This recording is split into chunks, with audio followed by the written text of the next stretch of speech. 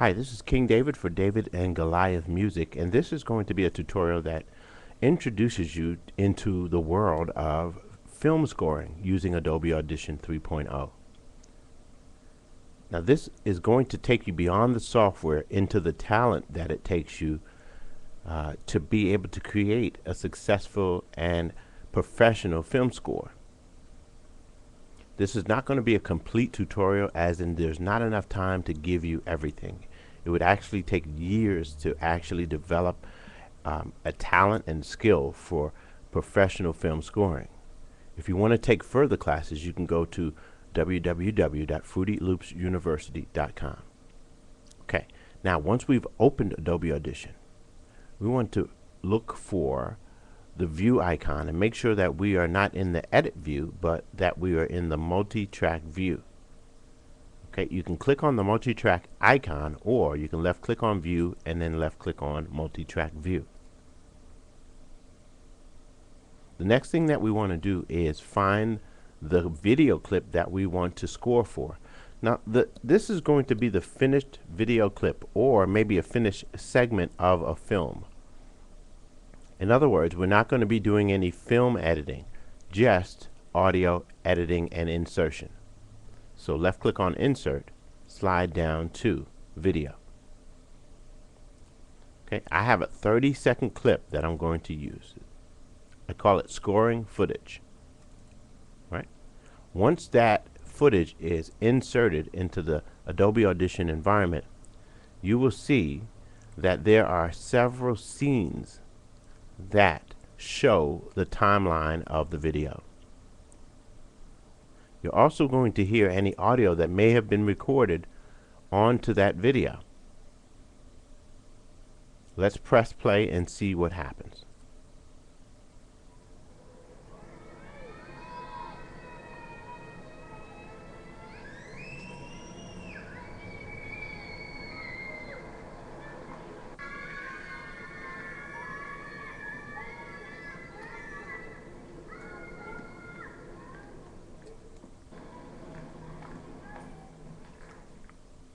Okay, as you can see, we have three separate shots.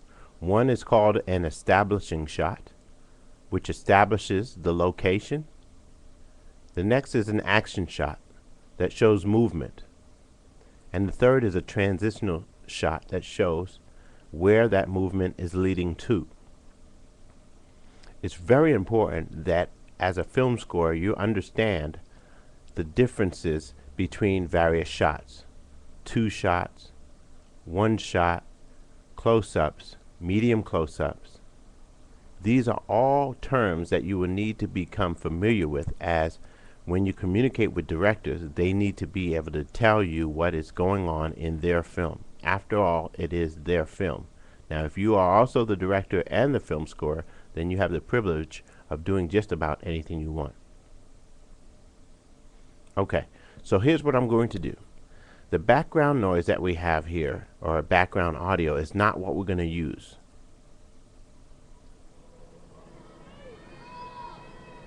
You can hear children in the background and a lot of ambient noise. Ambient means noise that just exists in a particular environment. Alright, so what I'm going to do is mute that. Secondly, I want to come here to my edit and slide down to my audio hardware setup. I want to make sure that I'm set up to record audio in the best possible way. Alright, I'm going to use my FireWire ASIO driver. This is a universal driver that allows me to put sound into my computer from an external sound source. Next thing I'm going to do is choose my output. I want to make sure that it's in stereo, as if I'm working with film, I want to have stereo sound. There are some cases where I might want mono, but for the most part I want to work in stereo. I can also convert my audio to mono in a simple click of the button. Stereo means that it has 2 channels. Mono means that it has 1 channel. If you want to have sounds that pan from left and right, you definitely need to operate in stereo mode. So I'm going to make sure that the 015 FireWire Solo Analog is my output, and then I want to make sure down in my default input that the 015 solo input matches that output. This will make sure that I'm in the stereo mode when I begin to record. Then I want to hit apply and OK. We also have a surround sound option, but that's something that we would definitely get into in more advanced tutorials. Okay, so now when I press play, there should be no audio and I should just see pictures.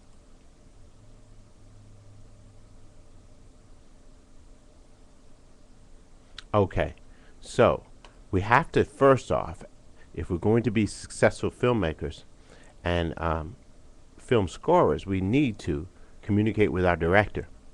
Our director will always tell us what the motivation and what the idea of the particular scene is.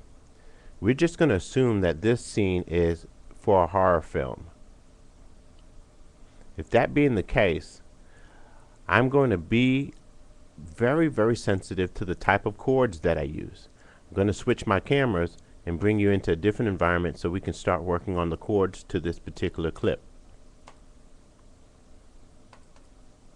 Okay, so because it's a horror genre, the first thing we tend to want to do in the horror genre is we want to just go towards what we've heard already in other films.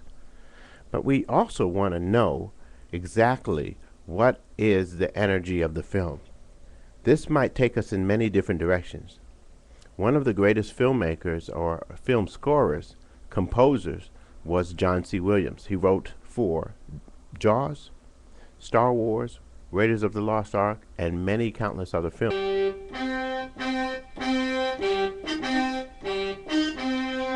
Alright, so looking at our scene, we see that we have an establishing shot of a house.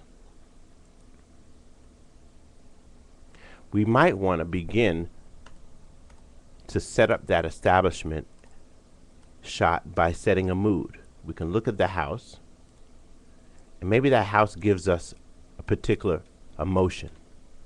Maybe it lets us know that it's closed. So we might want to interpret that with closed chords. Now, what is a closed chord? Let's go back to the chord Triton and look at that. A closed chord is a chord that is not spread out but close together. Maybe something that has an ominous dark feeling to it. That's a C minor chord with a seventh.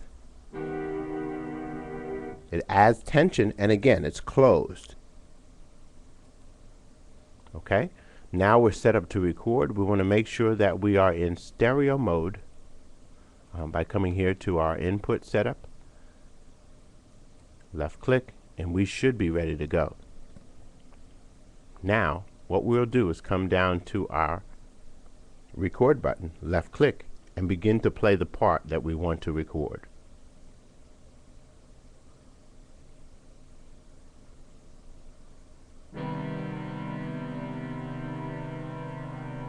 Okay, good. So I got a nice tight dark chord that's playing when my video is established. If I want to now adjust where that music comes in, I can simply do that by expanding or zooming my audio selection, left clicking on my audio,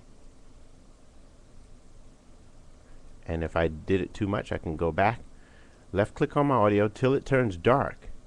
Now I see more shots here in my video, and I can begin to slide it over. I can see that it came in a little bit too early, just like I do with any other audio editing. So I right click on my audio and slide it to the frame that I want it to match up to. Alright, now I'll hit play and watch my video.